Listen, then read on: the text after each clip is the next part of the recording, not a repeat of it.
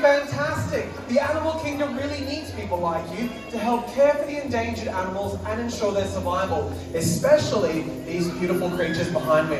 But that's enough from me. Let's throw it over to the island. All yours, Peter. Thank you very much, Al. And again, guys, welcome along to Tiger Island. First thing I'd like to point out is at no stage during this presentation will you see us force the cats out here.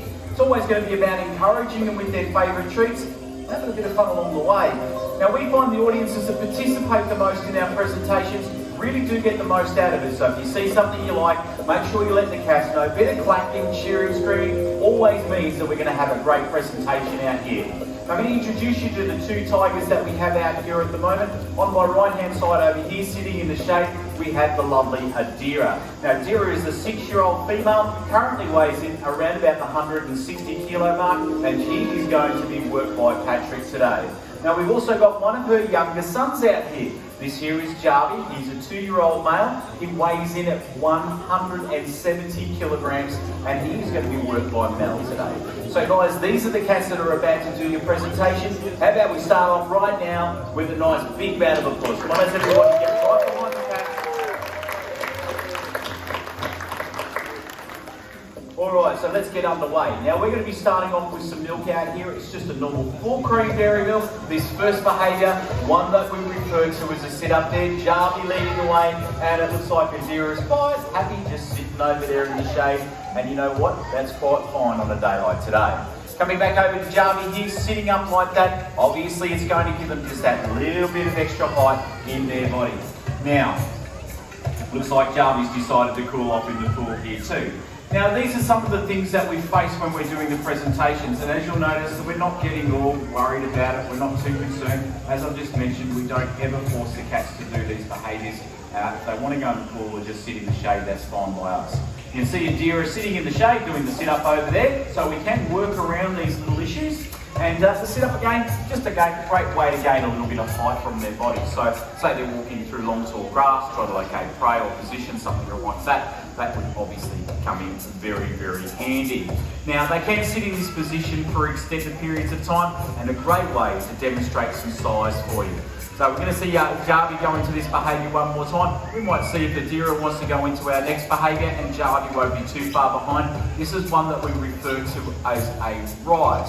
If you can imagine that the handlers are a tree out there in the wild. Say for example, a tiger wants to mark its territory, it would lean up against a tree just like this, maybe Jarvie down there. Oh, he's thinking about it. There he goes, just like that. So you can imagine them digging the claws into the bark of a tree, and this of course is going to leave a mark there, which other tigers can see that another tiger's been there, and give them a much better idea of just how big the dominant male or female of that territory is.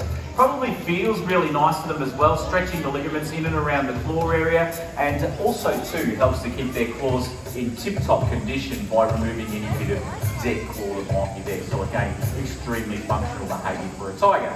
Now you're probably looking at Mel down there and thinking to yourself, did he say that's 170 kilograms a tiger? I sure did. She's got to be one of the toughest people you've ever met, hey, holding up 170 kilos on one shoulder. No, that's not the reality. What we're going to do now is we're going to show you the most difficult behaviour that we're going to ask for milks. It's called the freestand or the fight stance. And you'll see now, hopefully, yes, there we go with Adira. You'll see the illusion is now complete. Really, when we're doing the rise behaviour, we're not taking much weight on our shoulder at all. The tiger is doing all the work. And as its name suggests, when two tigers get aggressive with one another, they'll pop up onto their back legs, just like you're seeing here, and bash each other around the face area. This is the reason why they have that collar or ruff around the face. It is designed to absorb blows. Now what they're trying to do is get their opponent onto the ground, dive on top, grab a hold with the claws, and then strike out with their canine teeth, which is what you'll see from Adira and Jarvie here in just a moment's time. Now, we spend a lot of time from a very young point putting our hands inside tigers' mouths. Get them very comfortable with that, okay? So that we can do mouth inspections, make sure that the teeth and the gums and the tongue's in really good condition, okay? But it also enables us to be able to show you the tiger's teeth. To give you a better idea of just how big the tiger's teeth are, there is a plastic replica in my hand here of the full tooth, including the root. So, the part that you're seeing at the moment is the smallest part of the teeth. The thickest and strongest part very deep in the tiger's skull, and this gives them lots and lots of extra strength in and around the jaw area. Now this is just one of the contributing factors that enable tigers to be able to bring down prey up to 5 times their own body size. So baby elephant, baby rhino, particularly though the large deer species, things like Samba, sheep-tailed deer, and these guys will even kill gaur, which is like a great big water buffalo, and they're pretty tough critters in their own right, hence the reason they have those nice big strong teeth. Well, it took a little while, but we got there, so that is the end of the milk behaviours. How about another big round of applause? We'll finish that all off there, and I'll hand it back over to you, Al. Great start there, Peter. Thank you very much. All right, now we're going to take a step place that started the decline of the wild tiger population. 100 years ago, there were more than 100,000 wild tigers roaming throughout Southeast Asia, but today there are less than 4,000, and that number is still dropping. As the human population grew, we displaced the tigers from their natural habitat, and as space became scarce, a human and tiger conflict became inevitable. Now, some images you're about to see on the screen behind me may be a little bit confronting, but they do really illustrate the huge impact that we as humans have had on the wild tigers, and of course, the extraordinary lengths that tigers have been forced to resort to just in order to survive. Now, we're going to talk a little bit later in the presentation about what we're doing to save the wild tigers, but I think we're ready to jump into the next behaviour, Peter? Oh, I see what you've done there, mate. Jump into the next behaviour. You got exactly it. Right. We're going to show you this very simple jump. It's around 3 metres, and you can see here it's made that look absolutely effortless. We'll get her to jump a couple more times just to show you how simple it is for a tiger. And as you'll notice, really no effort. Top speed for a tiger is about 55, 60 kilometres an hour, and they will reach that in around about 3 seconds. So when these guys want to move, they can move very, very quickly. In fact, it's not hard to imagine a tiger jumping twice that far at that sort of speed. So around 6 metre jumps, we've actually seen measured ones of those.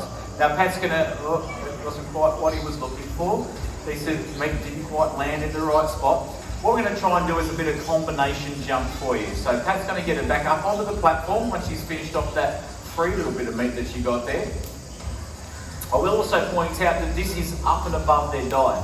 Okay, so whether they do the behaviours during these presentations or not does not matter one little bit.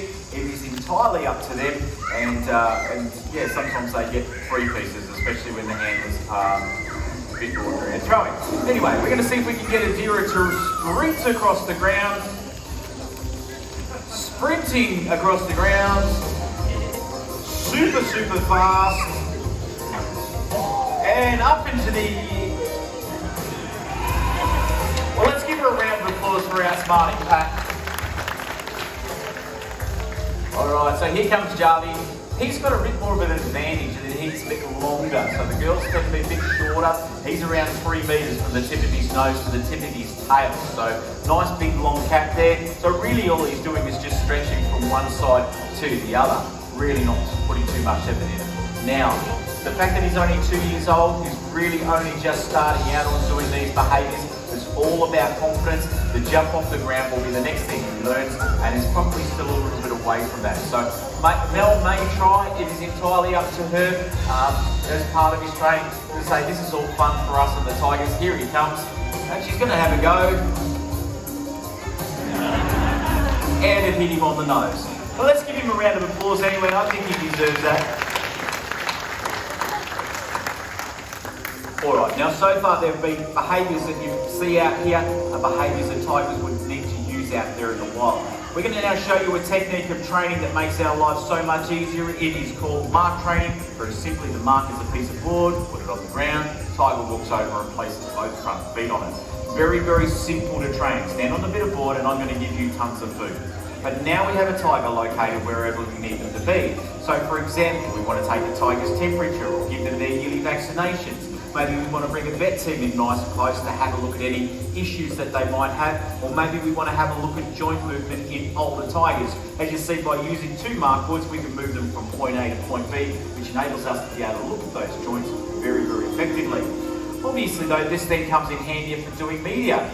You want to make a movie or a commercial or a documentary, something along those lines, need a tiger to move from one place to another, this is how we would go about doing that. Now we like being involved in the media work because it has an income. Not an income for us, not an income for Dreamworld, but an income for those groups out there in the wild that are doing some fantastic work to help save tigers. See, as Al mentioned at the start of the presentation, these guys are in some serious trouble. Let me boil it down like this. within the next 10 to 15 years, unless we turn this thing around, the tiger will be gone from the wild forever. And that is something that we're hoping to do what we can to stop from happening. Now, we raise the money to stop the poaching that might be going on, to also stop the deforestation that might be going on as well. And we think that if these things are controlled, the tigers will live on for many. That, we've all got an excited tiger Rhaenyra, and away she goes.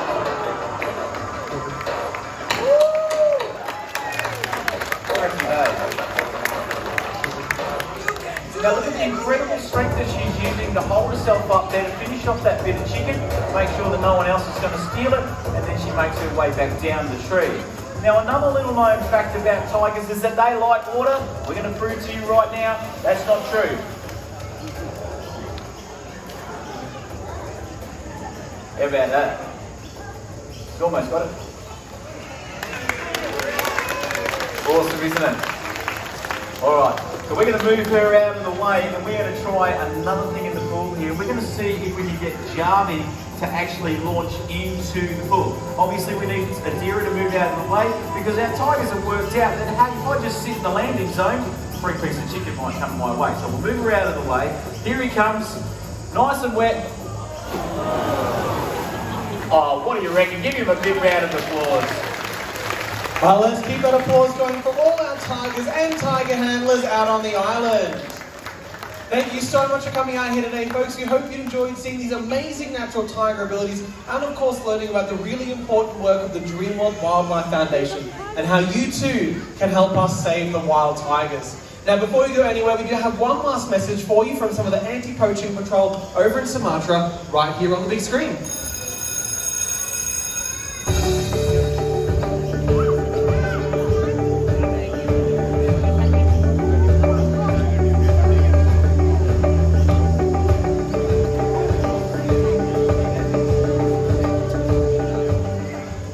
Terima kasih atas bantuan dalam pelestarian harimau Sumatera. Just remember guys, every little bit counts. Thank you very much, Al. A pleasure as always. Guys, thanks for joining us. We're going to see if we can get some more cats jumping for you. Please maintain physical distancing while exiting the venue. Thank you for your patience and cooperation during this time.